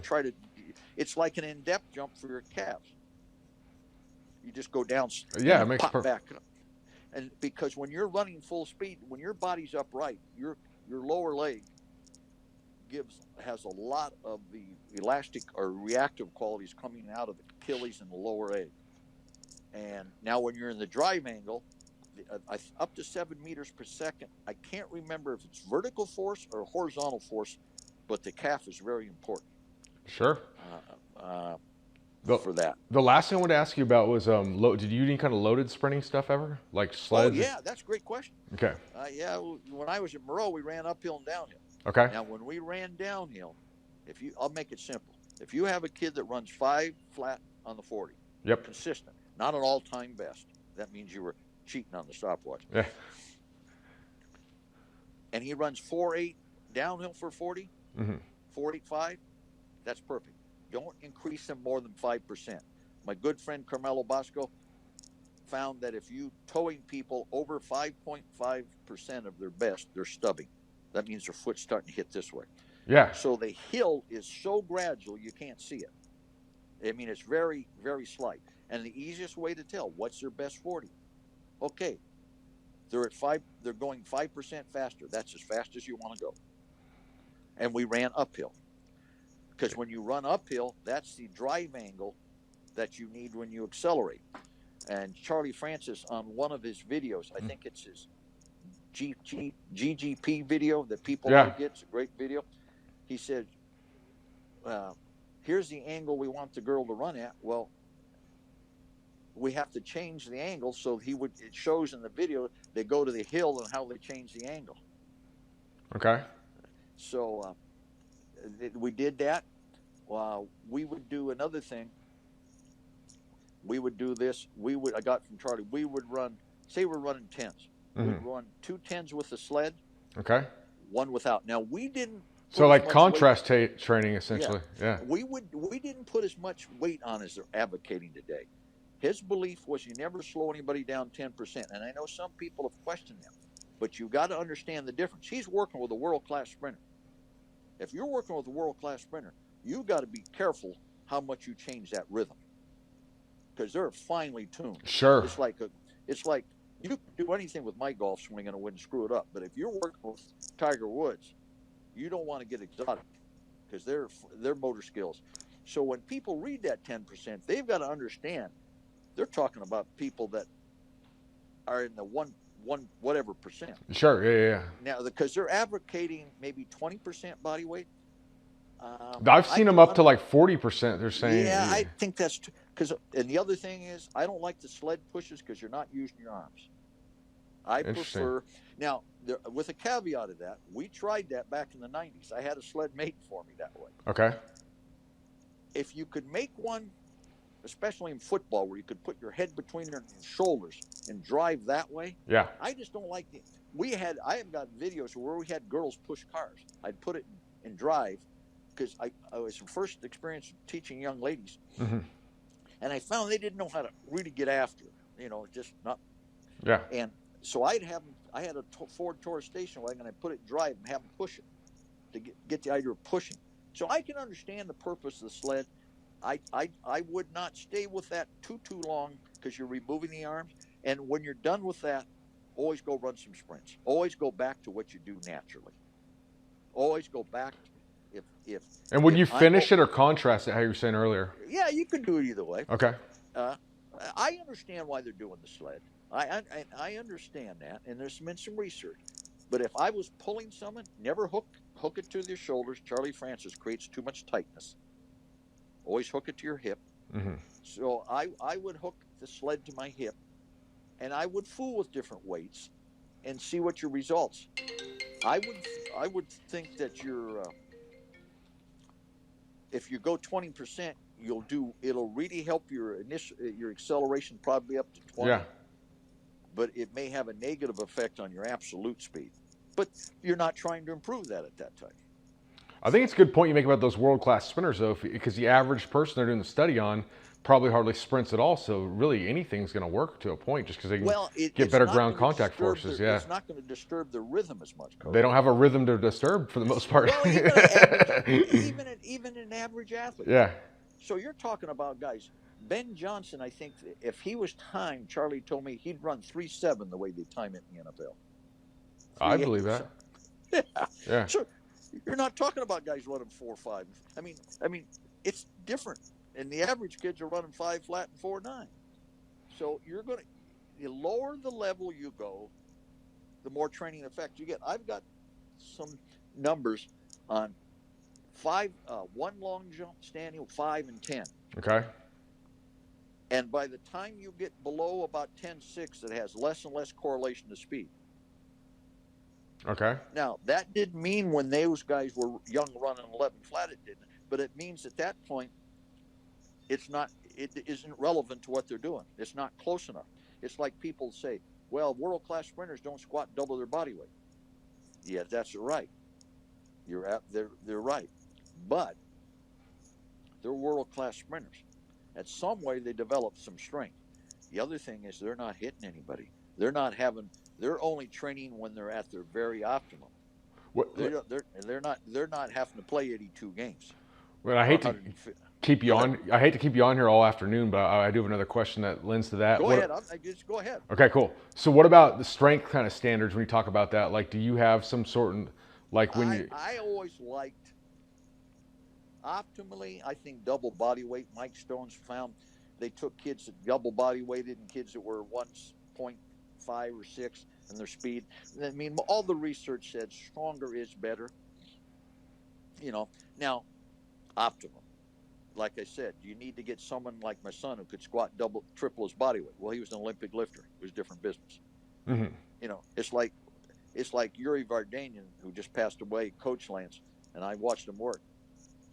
If you looked at his jerk technique, he didn't take a big split. No one else could do that. You can't copy what a world class. They're the Tiger Woods, the Michael Jordans, the Joe Montanas. I don't know what percent. I hate to use this word, but because it sounds cruel and insensitive. But they're genetic freaks. Sure. They're just Einstein was a intellectual genetic freak. They're outliers. They're outliers. That's a better word. I don't, and I hope people don't take what I said because I don't want someone to maybe take that out because someone will put that on the internet and said I called them that. That's not it. They're outliers. You can't take what they did and apply it. You just can't. And Horace was an outlier. There's not many 6'9", and it wasn't because I trained him. Hey, you had the engine, you had the pop. Now we just gave you more power, more strength, so you could utilize it more. In other words, he just took that glass of water and filled it up. I didn't. There was a 50 other strength coaches could have done the same thing. So, I don't. I'm not one here to sit here. People use words. They'll call you, "Oh, you're a legend." I said, "Usually legends are dead." I said, "I'm no legend. The people I coached were legends." Now that's a different deal. And I didn't ever coach Michael. I got along with him fine. He did his own thing. A great player. And, he'd come in that training room and look at some of these rookies. What the hell are you doing in here? I played 9 years. I'm not in here. Yeah. He was the ultimate competitor. I tell you what, he was unbelievable. Go ahead. Got another. Oh, one about overweight. Everybody uses sleds. Yep. Well, back in the 80s, I started putting a 5% weight belt on guys. There used to be a little, foam weight belt. Okay. And it was about 5 to 7 pounds or whatever it was, 10 pounds, I can't remember. And I'd put it on, and I'd have them do 2 sprints, and then I'd take it off, and they'd sprint faster. Okay. And all of a sudden, I started, over the years, I'm not a real quick study. I'm one of those guys that works, it works. I started thinking, well, you're overloading them. That's the fastest ground contact time you're going to have as your sprint, faster than any jump. Yeah. So they're overloading themselves in a very specific manner. What quality I'm working on the elastic reactive strength. Sure. And that little overload, they ran faster. Well, I've now come forward, that's exactly what you're doing. And if you want to work on their absolute speed and work on their overall, have them run sprints with a 5%, not weight vest, a weight belt that fits tight. Okay. And I'll tell you, do 2, take 1 off. and it's so subtle, and you could try a little heavier. Now, if you want to go for power and acceleration, which I like, you could go. I think Tabachnik, the late Ben Tabachnik, had some formulas they could look up, and I thought he said somewhere the number 20% of body weight sticks in my mind. Okay. I could be wrong, but so if you weighed 200 pounds, we'd want about a 10% weight best on you, somewhere around there. So okay, and 20 pounds, yeah. Weight, yeah, because the heavier, now it's going to improve the acceleration.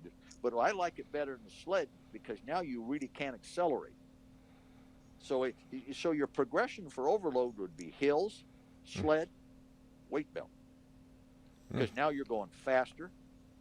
And now the hill, you don't get the reactive strength. The sled, there's still some reactivity. And now the weight belt, now you're really training. And if you don't have time to teach bounding, or kids can't get it, or they're big, running with that, because now your contact time is shorter. Sure. And running is the ultimate expression of plyometrics. That's the ultimate expression of the stretch shortening cycle. Well, and I got another question then. So what about if you had to pick one exercise and go with it, or what would you do? And what are you trying to get for your athletes? You know, for football, say. Well, I always said if I only had one thing to do, I would. I don't know why get this off the screen. Oh shoot! Did I lose you? Yeah, but I can hear you. We'll still pick up sound. You're fine. I got it. If I had only one exercise to do in my whole life, it would be sprint. Yep, I remember you said that before. I was curious if you still felt the same way. Here's why. Yeah. No. I can load it by running uphill. I can load it by pushing a heavy sled. I'm getting myself in conditioning. And there's a study I got. They took a group of kids. One group lifted weights. One lifted weights. No. One group sprinted. No resistance. One group sprinted with resistance. One did plyos and one lifted. And they were shocked at the people that just sprinted with no resistance. Their squat went up. Wow. So I could load them in a lot of different ways. Now the second exercise I would do would be squats. Why? Because I get the strength. People say, why wouldn't you go to Olympic lifting or plyos? Well, I'm getting the speed. So you're asking me to. The third thing I do would be Olympic lifting. Okay. And now the other thing is, being kind of hedging my bet, I could do combinations. 2 cleans, 2 front squats, 2 push press. Great. That all hybrid stuff. Alexei did that, and Vardanyan did that with my son. We did that back at Monroe High School in the 70s. And one time I'm in the weight room during the 90s. I said, hey, Eric, because Vardanyan had been here. I said, did I tell you we did that back in 1976, 77, 78? Yeah. I'd read it in a book. But I just think you can overload I think you need to do some type of pulling. If you're not going to do Olympic lifting, that's your choice. Then you need to do something where you're pulling off the floor or close to it. If they're too tall, you'll block it. I like the sumo deadlift. I think that's and I'm getting to the point. My exercise list used to be this big. Okay, you can't see my hands. It's getting smaller and smaller. Yeah. So. What about for general population? Do you? I mean, I know for sprinting and stuff. Do you still think general population?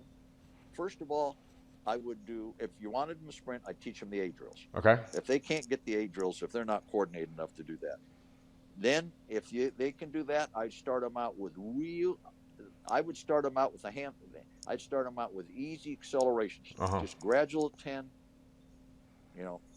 and then gradual to 15, But if they have an athletic background, I always tell people, because I'm old and I understand the things I've done wrong, many things. The thing I would have done, and I tell, is keep sprinting. If you're sprinting as a kid and you're not too old, get back to it gradually. There's 3 things that keep your glutes: squatting, jumping, and sprinting. And if you look at most old people, they have no glutes. That's true. And one of the things I would have done, because I love the sprint, and I try now, I got to be careful of my hamstring, but I would have kept sprinting twice a week. People say, how much? Just for a training effect. Maybe 200 yards total. You know, And maybe 250 like broken per up in 20, workout. 40-yard intervals or 10-yard? Oh no, I'd always start out short. Uh-huh. Here's the other thing. We're sprinting. Let me regress, or let me finish this. Yeah. Here's how we started sprinting with Sure. people. I think the progression, remember we talked about 70%? Mm-hmm. Start at 10s. So Yep. when you can do 10s, then it's 20s, then it's 30s. And in a workout, I would not, two ways I'd warm up a kid to sprint 40. Yeah. I'd start out with 3 10s, 3 20s, 3 30s. Then I would go 40s. Okay, now just build it up. Well, they're going to be tired. No, now go run your 40s. You don't go in the weight room and go 100%. No. But what do? I did it. Oh, here, you're warm. Let's run 40. Which like I was alluding to you about squatting. Mm-hmm. Well, you squat 500 pounds. Okay, let's load it up. No warm. But that's what we do for 40s. So go some 10s, some 20s, some 30s, or gradual accelerations, where you gradually accelerate, do enough of those that you warm, that you then, so either way, but don't just go start at 40. Remember, 40 is your max. Yeah. No, I think that's absolutely interesting. What about creating, like, when you with all these pro athletes, is a little change the subject a little bit, but like, how'd you create so much buy-in to what you're doing? Because I know all the players and stuff like talk so highly of you, so obviously they bought into it. Oh, I don't know. I'd say my charming personality, but my wife would fall over dead. Her faith, I won't tell her what her faith. We've been married 51 years. Okay. I believed in what I was doing. Uh-huh. And they could see it. Yep. I wasn't a phony.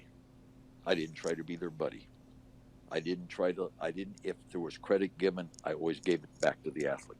It wasn't about me. I never made it. And I see it, some strength coaches, I won't name one because it's too obvious who I'm talking about. It takes a lot of credit, but I didn't see when they didn't perform in a certain game when it was critical. I didn't see him say, gee, maybe I didn't prepare him. Maybe we would have switched the order of this wouldn't have. Well, no, I mean, he takes a lot of credit for things, and then when the performance didn't, I'll leave it alone because I'll end up putting my foot in my mouth. But, yeah, don't worry about it. I believed in what I was doing. I was always friendly. I always had a smile on my face. I didn't go in there every day like I was pissed off at the world. Yep. I enjoyed what I did, and I explained to them what we were doing. I took the time. Here's why we're doing this. And then you get some guy like Horace walks in the second day of training. Doug Collins comes after Horace been in the league one day, comes to me, said he wants to work with you. He needs to get stronger. Well, that's pretty easy. And then you have veterans like Bill Cartwright and Dave Corzine and John Paxson were the first guys to buy in. And we got Bill, and Cor was our center. And Bill said, what about Al? He said, yeah, this stuff works. So, and you don't sell everybody. Michael didn't work with me. I didn't sell everybody. That's the other thing. If someone doesn't want to work with you, and it's a voluntary deal. Now, it didn't get voluntary at the end. Phil made everybody but Michael. It became mandatory. Gotcha. In season. But what it is you still keep rapport with them.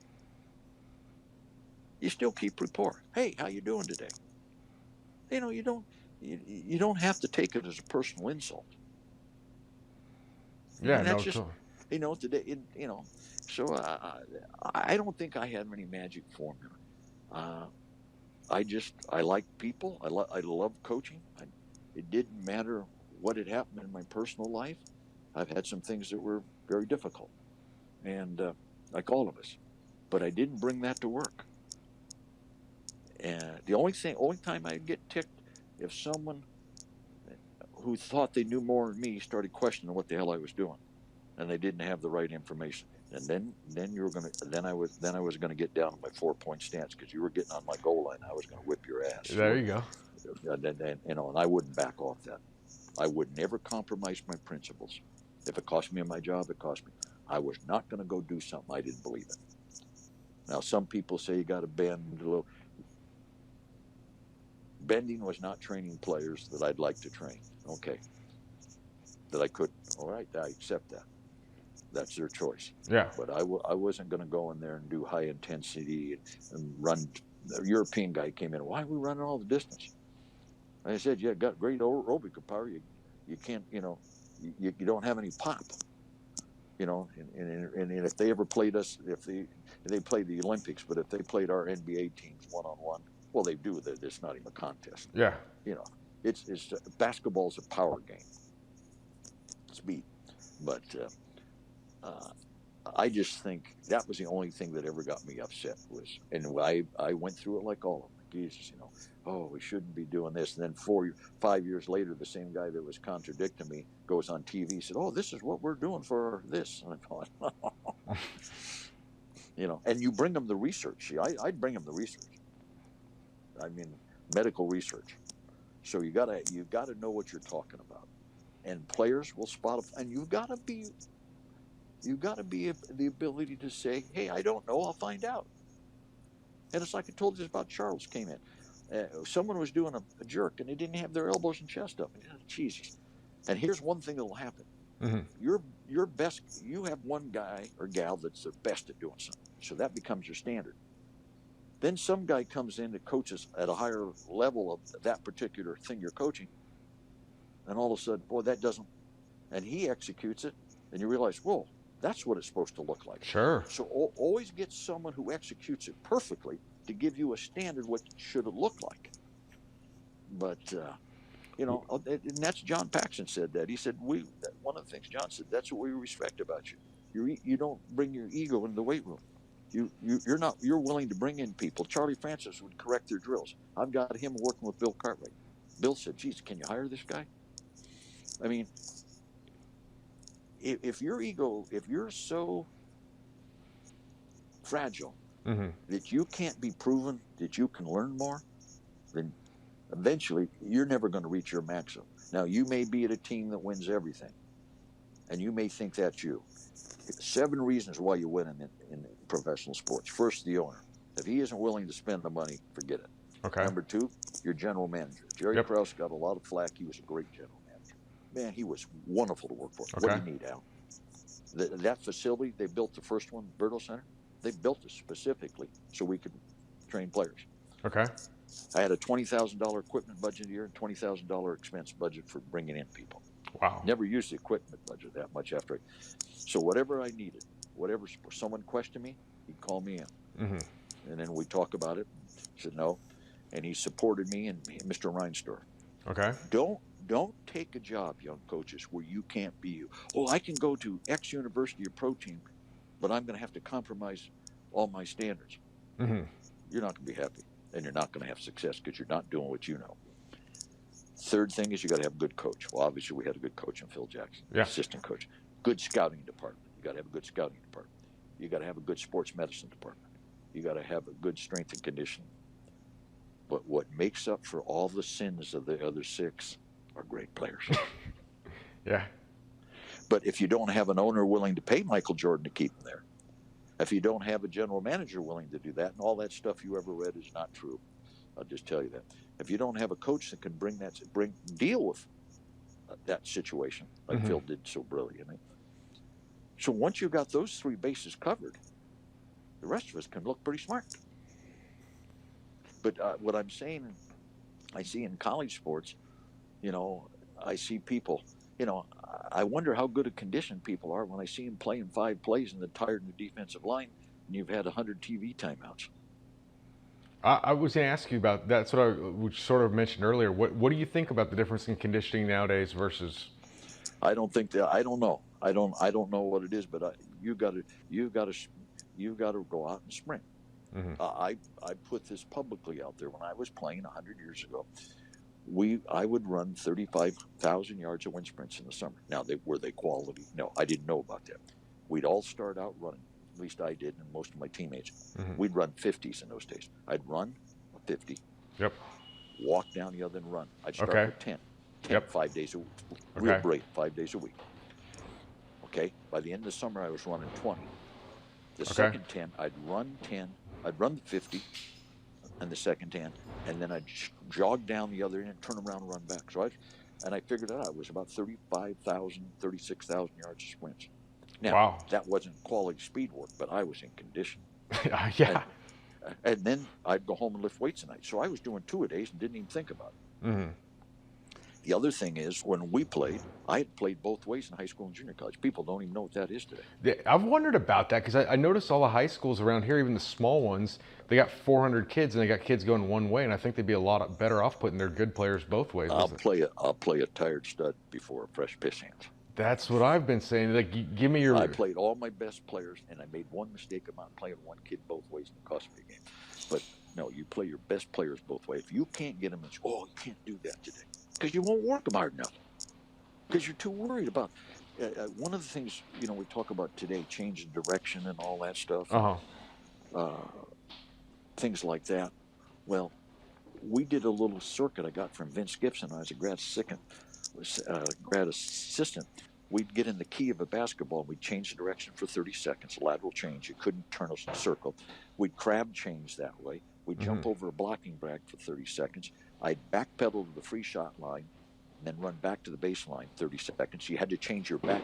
Though the only thing is when you backpedal, the first time you use your right foot to plant, you had to use your left. Okay. And then we jump rope. Well, I figured out just in that thing, they changed direction to over 1,000 times. Wow. Through the summer. And then we did the plyometrics. Well, that's changing direction. Yeah. And then you catch the Olympic lifts that change in direction. And you eccentric with the squat, and then you sprint. And the other thing we do between each drill in the 30-second, and every time we change the station on football practice, I made them sprint, and they had to break down and move into a hit position, and I'd give them a weight, right or left. Okay. Well, you do that for 4 years, you're in condition. Absolutely. And I don't know what they're doing, so I should apologize because I'm making a statement I don't know. I'm sure many of them do a great job, but when you play, and I know the game is faster, I understand that, but all of us grew up playing both sides of the ball. When I went to college, was the first year they went to free substitution. My brother Dick, as a quarterback, had to tackle people. Wow. Nowadays, you put the quarterback in a red shirt in high school. Well, if you learn to tackle people, you're tougher physically. Yeah. Your body's tougher. But I don't know what they're all doing. And the game is faster because the speed of throwing the ball so much. And rushing the passer is difficult. I just don't think if you're playing on one side of the ball and you're getting TV timeouts that you should be that. To me, I think they're overweight. I'll be honest with you. Absolutely. What's their body fat? If anybody playing college football, I would highly suspect should be over 20%. Yeah. I think that, we had a kid that played for us, Spain Musgrove, great athlete. Mm-hmm. He played some pro ball. He was 300 pounds, and I could run a 100-yard dash in 10.5. I had hand time. They had track me. He'd run about a yard behind me for about the first 30 and a 40. Wow. He could move. I mean, he played defensive tackle for us. And the other defensive tackle finished second in the NCAA in the discus behind Randy Manson and never practiced. Yeah, okay. So we, They probably had, back then with the linemen though, a lot of them had to like pull and stuff more often than they would now. Offensively, they had to, yes. Yeah. But we played one way by the time I got to college. So, okay. Anyway, I think you just got to look at what kind of, and you have to have some kind of conditioning test. You could use that little circuit. Yeah. See, go through that and see how they're doing. Because 30 seconds, we use that at the Bulls, in fact. Okay. We did some things differently. In fact, you can do that 4 or 5 station circuit and then finish up with a basketball suicide. Yeah. And then do a 90-second run. Do that twice. Yeah. But that was that. The other thing Al Miller did so well in his career, they'd use the 1040s, that you had to run a certain percent for 10 40-yard dashes. Yeah. And I said, you ever pull a muscle? He said, no. Guys like Parker and Miller would have something. And the 49ers, we did a lot of intervals. We did the old interval training. Like what? Well, it's you go out and run 4 200s in this time, then 4 150s in this time. It was not tempo. That was a mistake, so it wasn't total recovery like Charlie's. But we did the old Fox. You can get it right out of Fox and Matthews. That's a great physiology book. Okay. It was good. But we would do, I don't remember how many yards of interval work. And after I left the 49ers, guys, hey, can we get that old book back? We got to get that running program. and it got you in shape. Now, So even linemen were running like this far? Oh, yeah, yeah. Wow. But they weren't as big then. No, like 260, 270 or something? You know, I would probably modify it today. Yeah. Change it. And the tempo runs are good. I mean, we would go with the bulls. We'd go out to Forest Preserve. Okay. Run an uneven strip, and we would run up to 2,000 or more yards of tempo. So we'd run 100, walk 50, and I would do it like 18 seconds on a watch or something. And then we'd do 4 sets, walk a 150, and then do another. Then we'd do another set of 4. Then we'd do 100, 200, 100, 200, 50 between, 150 between sets. Another set of that, and then finish with 300, and finish with a maybe 5 to 10 minute jog. Okay. So there's cool. A lot of ways to skin the cat, Coach. I mean, I'm not saying, but football is repetitive, explosive. So I think you need to do something repetitively and explosively. Yeah. And that's why I like the circuit. And the other thing Al Miller would use is Don Chu is that 90-second 12-inch box test where you start on the side and you hit the top of the box for 90 seconds. And if you can do 90 in 90 seconds, you're in great shape. It's a 12-inch box? Yeah, 12-inch box. It's 90 seconds. You start to the side, and you step off the side. You're on the side, and you could do 60 seconds had a high correlation. You could do 30 seconds with a certain percent rest between to see how they recover. And you just go over and back, or you hit the top of the box. Okay. So if the box is on my right side. So yep. I jump up on the top. Yep. Down the other side, then okay. back up on it. Yeah. Then back there. So the box is the middle to jump, and you just. So that's another thing you could do. And the contact with the top is the number. Is the count. Okay. Yeah. Got it. Yeah, that's a great one. So, cool. I'll send you one. I'll send you a video that has all the crap in it. Now, not a video. I'll send you one of my PowerPoints. The only thing I ask is don't put it online because they're never finished. And they're never. Okay, I will not put it on. I promise I won't share the with other anybody. reason I don't is because everybody's got a frickin' opinion, and they're entitled to. But at my age, I don't give a crap about their opinion. Yeah. And there's always some guy. Well, this is not correct. This is ooh, he's going to get a boo boo. Sometimes you got to treat. We're getting to the point we got to treat men like men. I knew we were in trouble when I went to 49ers and I saw hair dryers in the locker room. What the hell you use hair dryers in there? Seriously?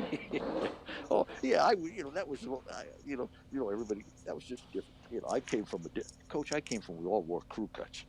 Men didn't worry. Men didn't wear earrings, and we didn't worry. You didn't worry about all the fashionable things people do today. As my late father said, yeah, he said we got to make a man out of him. We got to urinate on him or something. My dad was a tough guy.